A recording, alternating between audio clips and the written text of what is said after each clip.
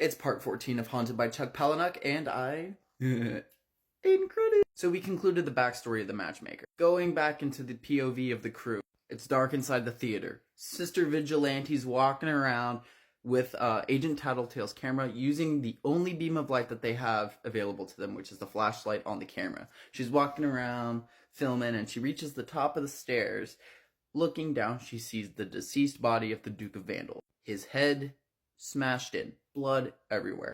No reaction. She gets close, she's filming the body, and the rest of the gang kind of appears. No reaction. They're just like, aw, dang. Yes, the money is split one less way. Miss America notices that she finally found her exercise wheel laying near the Duke of Vandal. Oh, that's my wheel, she yells as she runs, skulks down the stairs because she has no strength to move very fast. None of them do. Snatches the wheel and she says, "This little shit is trying to look worse than the rest of us. He's trying to lose more weight. Not gonna happen." They're all just kind of looking at the body, and then Mrs. Clark comes out and she's like, "Oh my god." The only human being with actual emotion and reaction to everything that's going on. "Oh my god, what the hell?" Miss Clark looks at everyone and she's like, Who did this?" The agent films her and everyone looks at her and they're like, "You did." "What? Me?" "Yeah, you did." "I assure you I did not kill the Duke." "Yes, you did. Because on the outside no one's gonna believe you, Mrs. Clark. We have all the proof right here." Mrs. Clark just looks at them and she's like, "Are you guys just gonna be chasing villains for the rest of your life? Or are you gonna keep making excuses for your own terrible behavior?" Everybody still looks at her and they're like, well, the only thing you can do in here is tell us a story, Mrs. Clark.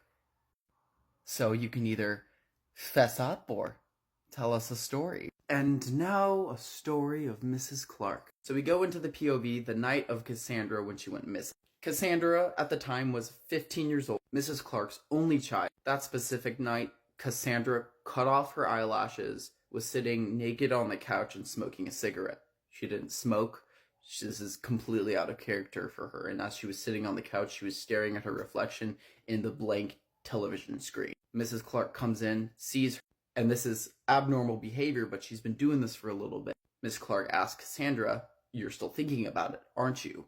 Do you remember anything from that night? You were wearing a black dress. You were at the art gallery. You looked at this thing." And as Miss Clark is rambling off of ideas, trying to jog her memory, she goes, grabs a folder of notes, and turns back to Cassandra, who was missing. She just up and left noiselessly. And we go back a little further into this flashback. This was our pausing point for effect. And then that specific night, Mrs. Clark and Cassandra, they were at this art gallery. Both were dressed up real fancy. The book weirdly described this 15-year-old to be looking very mature for her age, with, her boobs boobly and butt doing butt things and her snatched little... She's 15. She's 15. We don't need that description. She was dressed up like she was going to a prom or a club. Mrs. Clark was there. They were enjoying their time at this gallery. And, they were looking at art and everything. And then there was this weird exhibition. A showing of this thing called the Nightmare Box. And it was set up kind of like one of those really, really old cameras on a tripod where, the people held that little stick with the dust, and as soon as they did the flash, it exploded, in the movie. It kind of looks similar to that. So everyone was waiting around, and they were just kind of watching this thing. There was a line of people that would go up and peek inside the box, and the guy was explaining where he found it. And the whole backstory was that this thing was passed from person to person, and there's this little ticking that the box makes, and as soon as the box stops ticking, that is the right time to look inside the box. And you get a flash of future or past. Nobody knows what you see when you look in the Nightmare Box, but this box was ticking. So the guy was explaining everything, that where he found the box was at this old antique store. The owner of the antique store, his son looked in the Nightmare Box as soon as it stopped ticking. And when he did, He lost the will to live. He exuded weird behaviors. Like, he was a top student at his university, great kid, aspirations to be, excelling in his. And then he just stopped caring. Didn't take care of himself, started smoking, started doing a bunch of drugs, and just like wouldn't work. He wouldn't go anywhere. He wouldn't leave the house. He wouldn't see the sun during the day. He would only come out at night, and he would just stare at the sky. He wouldn't speak. And then later he ended up offing himself, just outright. And the father of the son kept the box in the antique store. He didn't sell it. It was just around, still ticking. And then years and years later, the box finally stopped ticking. And the man, progressed over the years, kept up the business. And when he heard the ticking stop, that night he finalized like bank payments. He paid off everything. He called his wife, told him like, I love you. I loved you forever and ever, all the decades that we've been married. By the way, I did have an affair X amount of years ago, multiple times. I thought you should know. I love you.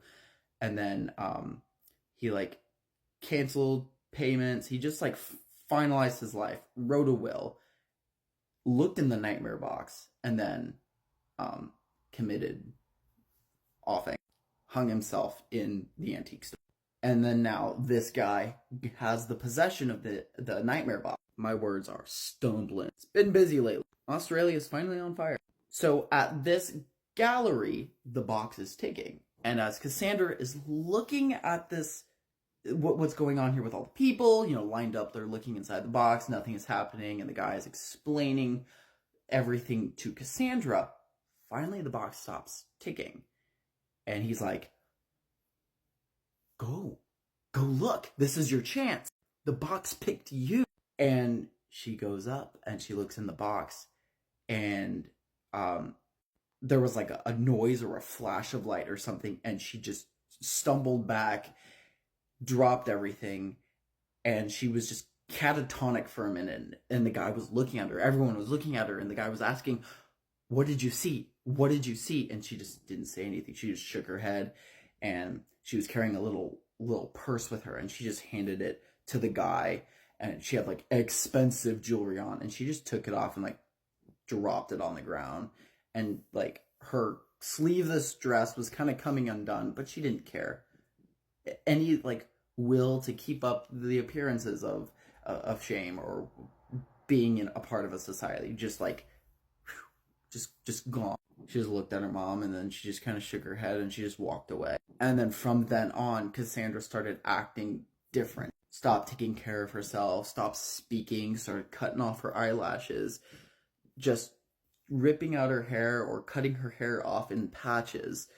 She just looked different.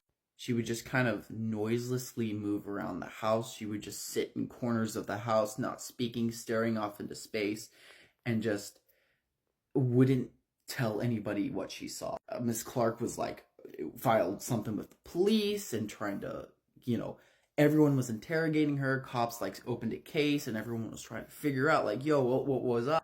And then suddenly she went missing.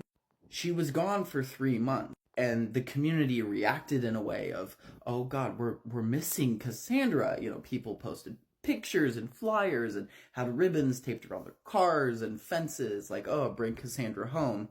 And there was nothing.